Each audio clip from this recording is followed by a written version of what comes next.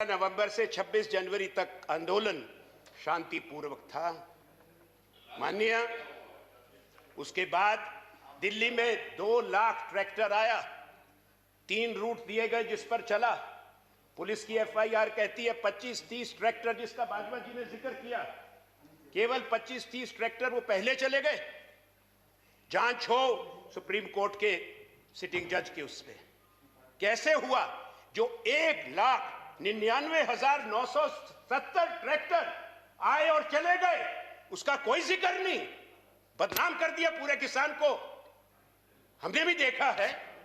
बताएं कि 2 लाख ट्रैक्टर में से कितने ट्रैक्टर गए हैं, कौन लेके गया, किसने रास्ते बताए। ये गलत हुआ है। पूरे किसानों ने निंदा की है, हमने निंदा करी है।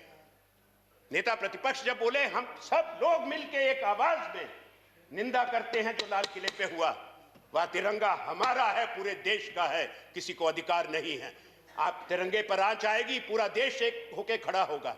ये राष्ट्रवाद को ये मत बनाएं कि जो आपकी सुर में सुर मिलाता है वो देशभक्त है और हम सब लोग देशद्रोही हो जाते हैं क्योंकि हम आपको चुनौती देते हैं, आपकी नीतियों का विरोध करते हैं। ये मैं आपको समझाना चाहता हूं। माननीय, जैसा मैंने कहा, रिपब्लिक में, गणतंत्र में आंदोलन का अधिकार संविधान ने दिया है। और मैं केवल एक चीज कहूंगा माननीय, संविधान पीठ ने 1973 में एक फैसला किया था हिम्मतलाल शाह के केस में कि आंदोलन में, प्रदर्शन में सरकार ना बाधा डाल सकती है, ना इस अधिकार से वंचित कर सकती है। ये मौलिक अधिकार है, फंडामेंटल राइट है। आर्टिकल 19 जो फ्रीडम ऑफ एक्सप्रेशन की, अभिव्यक्ति की आजादी की बात करता है। आर्टिकल 13 जो नागरिकों की रक्षा करता है स्टेट एक्शन से, protect citizens against the state action. Article 21 जो जीवन की रक्षा करता है, protects life and personal liberty.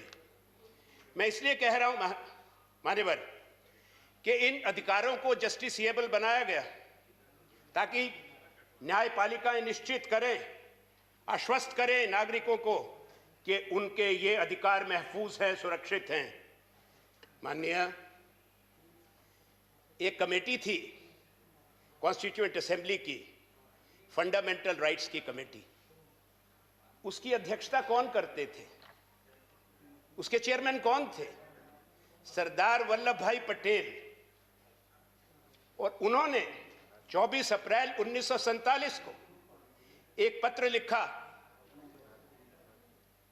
Constituent assembly के अध्यक्ष को, डॉक्टर राजेंद्र प्रसाद को, और उसमें यह लिखा उनके शब्दों में, we attach great importance to make these rights justiciable.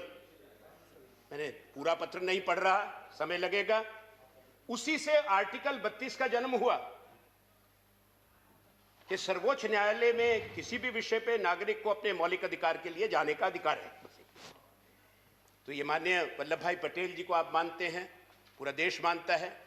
बहुत बड़ी सरदार सरोवर में मूर्ति लगाई, कृपा करके उनके आदर्शों का पालन करिए। ये हटा दें वो कटीले तार, वो ट्रेंचेस जो खोदी हैं बंद करिए, बैरियर्स हटाइए। आजाद हिंदुस्तान है, आजाद हिंदुस्तान का अंदाता आया है, उस पर ये जुल्म करना बंद करें, सम्मान करो।